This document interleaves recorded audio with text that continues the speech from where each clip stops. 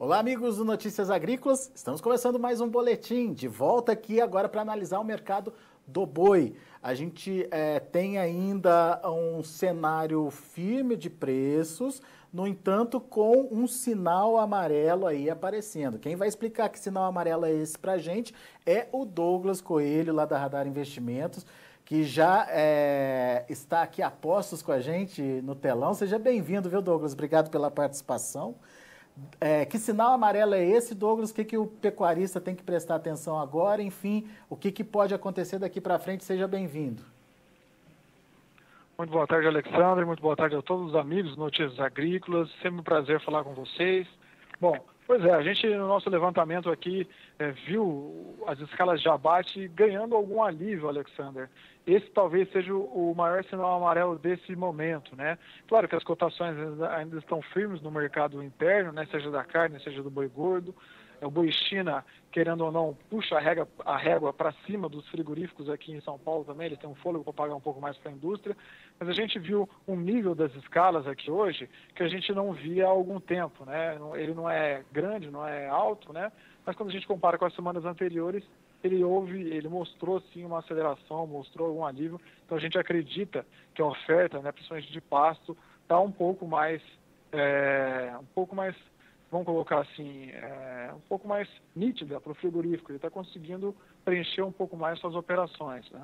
E pelo que você me disse, esse é o maior nível desde o ano passado, Douglas, em termos de média de escala? Isso. Quando a gente coloca dia a dia, né, no levantamento, hoje a gente tem 3,75 dias úteis, né? E foi o maior nível que a gente viu desde 31 de outubro, desde o final de outubro do ano passado.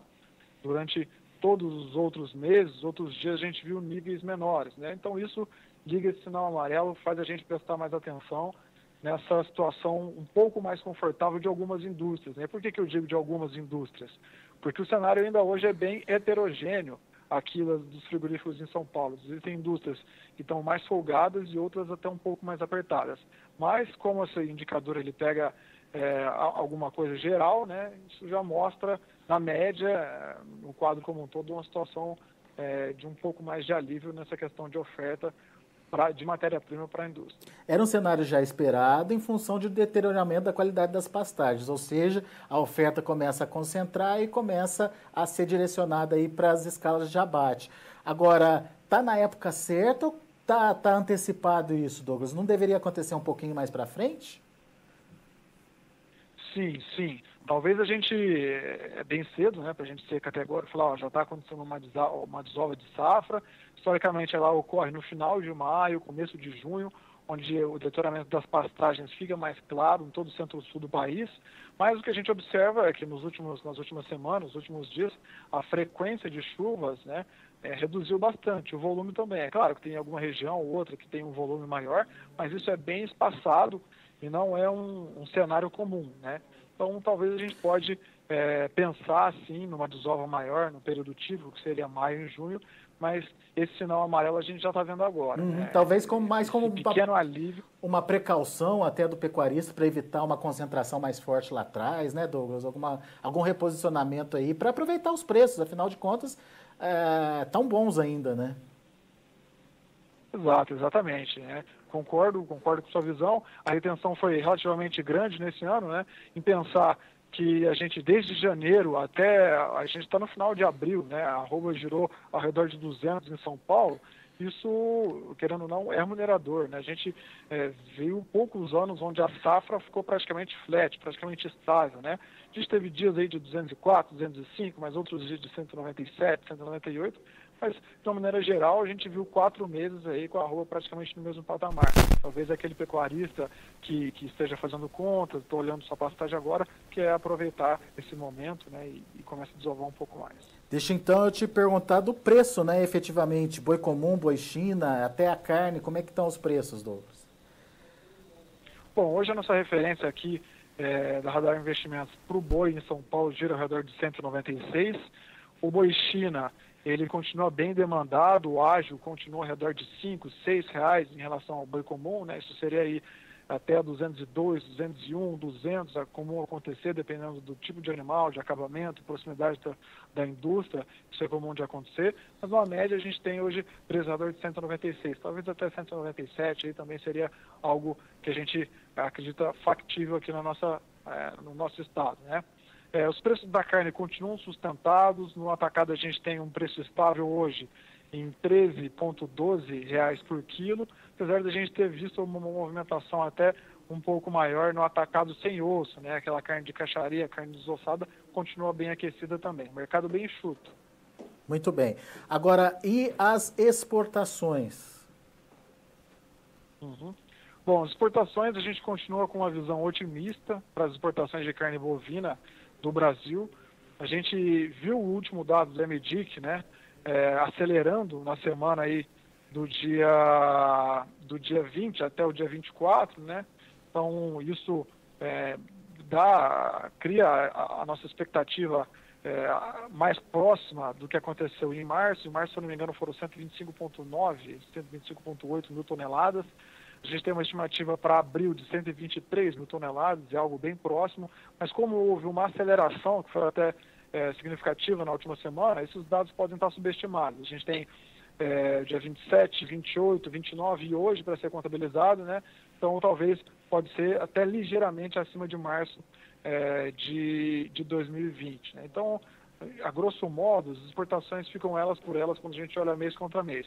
Mas como a gente viveu dias, né, de volatilidade do dólar, uma tensão política grande, o preço médio em reais por tonelada cresceu. Então a gente tem um aumento do preço médio em reais por tonelada na casa de 57% em relação a março de 2019, abril de 2019, desculpa, 57,3 para ser mais exato. De alta?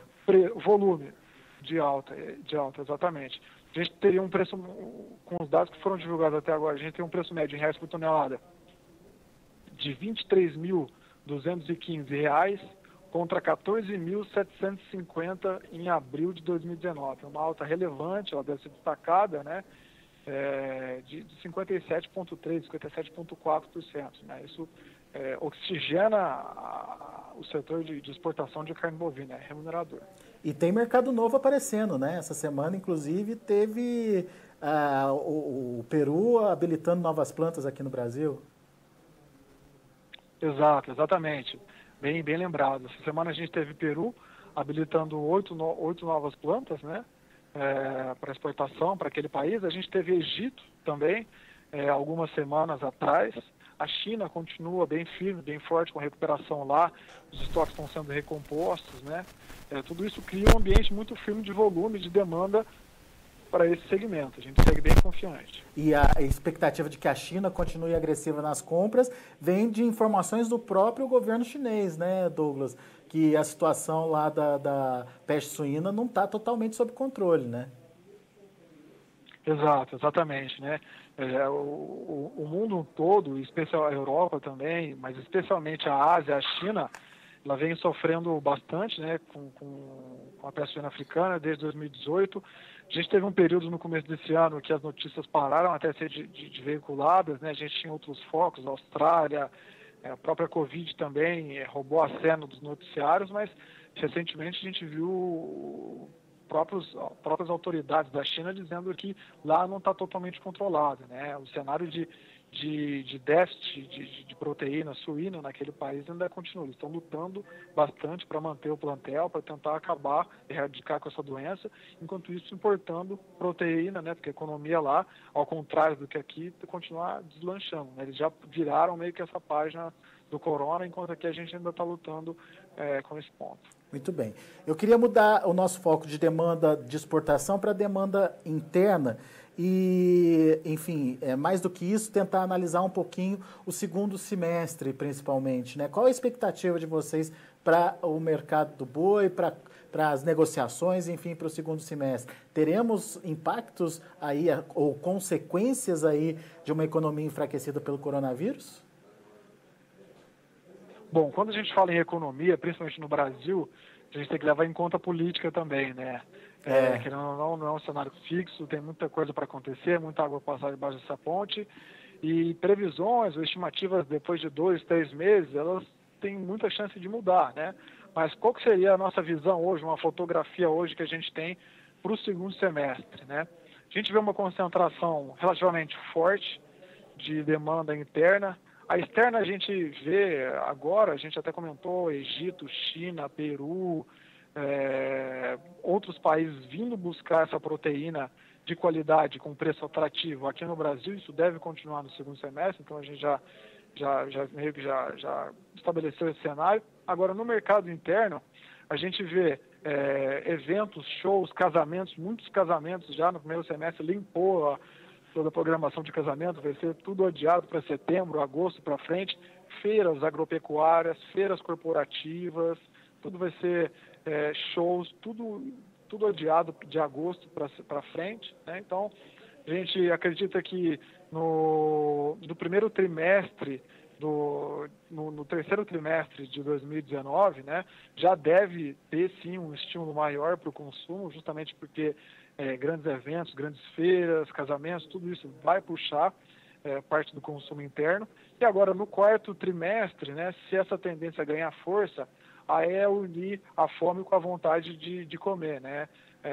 Deus queira, enfim, todo mundo torce, não só a gente, mas o mundo como um todo, que toda essa crise já deve estar bem mais amena lá, né? O quarto trimestre é bem mais forte, né, de consumo em relação a festas, pagamentos de 13º, festivais, virada do ano, né? Justamente também com um adiamento de outros eventos que eram pontuais aqui. Então a gente está bem confiante para a volta, principalmente no quarto trimestre. O próprio presidente do Banco Central brasileiro deu uma entrevista recentemente que a economia já deve mostrar mais sinais de força nesse período. A gente gosta dessa notícia, a gente está de acordo com isso também, né? A gente acho que faz todo sentido. Isso deve refletir no mercado bovino. Isso pelo lado da demanda, né? A gente vê um cenário mais reprimido agora, nesse segundo trimestre. A renda disponível da população bem mais enxuta. A gente vê uma notícia agora que a cidade de São Paulo deve tomar medidas mais duras, mais rígidas em relação à quarentena, na cidade em si, né? Então a gente tem não só a população adotando medidas mais cautelosas, né? Eu sei que a partir do dia 11 muita coisa já vai ser mais flexível, mas, querendo ou não, o Estado dá o guidance, dá a orientação para a população, mas no final do dia cada um coloca a cabeça no travesseiro, sabe o que fez e o que não fez de certo, né? Acredito que a população não vai sair de uma corrida rápida de uma vez, isso deve ser gradativo. Então a gente vê maio e junho também com meses mais calmos e também a demanda possivelmente retomando gradativamente a partir de junho e julho. Isso pelo lado da demanda do mercado interno. Pelo lado da oferta do mercado interno, a gente acredita que possivelmente a gente tenha semanas, agora as próximas semanas, de alguma oferta de pasto, né? Todo esse sinal amarelo que a gente comentou no início pode ser, sim, alguma oferta de animal de pasto já terminado, com o pecuarista tomando decisão de suplementar ou não, vender ou não, saindo um pouco mais, né? Só que para o terceiro trimestre e o quarto trimestre, a oferta ela está muito incerta ainda, né? Todos os eventos que dão as orientações para pecuaristas de grandes consultorias, né? Não existiram no mês de abril, no mês de março. O preço de reposição aliviou, mas foi muito pouco nos últimos dias. Milho teve uma oscilação muito grande, não só no mercado futuro, que é comum de acontecer, mas no mercado físico também. Então a gente pode enxergar algum vazio ou alguma redução de oferta mais relevante no primeiro giro de confinamento. A pecuária é uma ciência mais biológica do que exata, então a gente não consegue ler se isso vai ser em julho, se vai ser em agosto ou vai ser em setembro, mas a gente tem essa visão. Esse seria o nosso sentimento com essa fotografia de hoje. O segundo semestre será até melhor que 2019, Douglas? Só para a gente encerrar? Em relação a preço? Em relação a preço, a consumo, enfim, a um cenário aí para o mercado do boi. É possível que sim, a gente acredita que sim, que a demanda deve estar muito mais concentrada no segundo semestre, enquanto ficou um pouco mais tímida no primeiro semestre, né? Não só interna, mas externa, e a incerteza em relação à construção da oferta de bovinos no primeiro giro de confinamento, ela é grande, ela é crescente, né? No segundo giro pode ser até que seja um pouco aliviado, mas essa incerteza da construção de oferta de confinamento é vigente hoje para nós. Legal. Douglas Coelho, meu caro, obrigado mais uma vez pela sua participação, números importantes, cenários bastante pertinentes aí para a gente entender o que vem por aí, o que vem pela frente. Obrigado e volte sempre, meu amigo. Eu que agradeço pela oportunidade, um forte abraço, até mais. Valeu, até mais. Muito bem, a gente vai encerrando por aqui, portanto, com essas informações do Douglas Coelho. Ele está mais animado aí com relação aos preços para o segundo semestre, principalmente diante de uma volta da demanda, né? Principalmente a demanda de mercado interno, principalmente em função daquela demanda que foi represada de festas, casamentos, enfim, as coisas que deixaram acontecer nesse momento de pandemia, que vão voltar a acontecer no segundo semestre e por uma oferta mais curta em função da decisão do confinador de reduzir o número de animais pela falta de preço aí que justifique o confinamento nesse momento. Rapidamente, então, os preços do boi. Na B3, o maio trabalha aí com queda de 0,41% a R$ 193,00, julho R$ 194,05, caindo 0,87%, e o outubro R$ 198,10, o pico da nossa entre-safra, 0,2% de queda. O indicador CPEA encerrou ontem com recuo de 0,6% a R$ 197,70. A gente encerra por aqui. Daqui a pouquinho tem mais informações e outros destaques para você. Continue com a gente.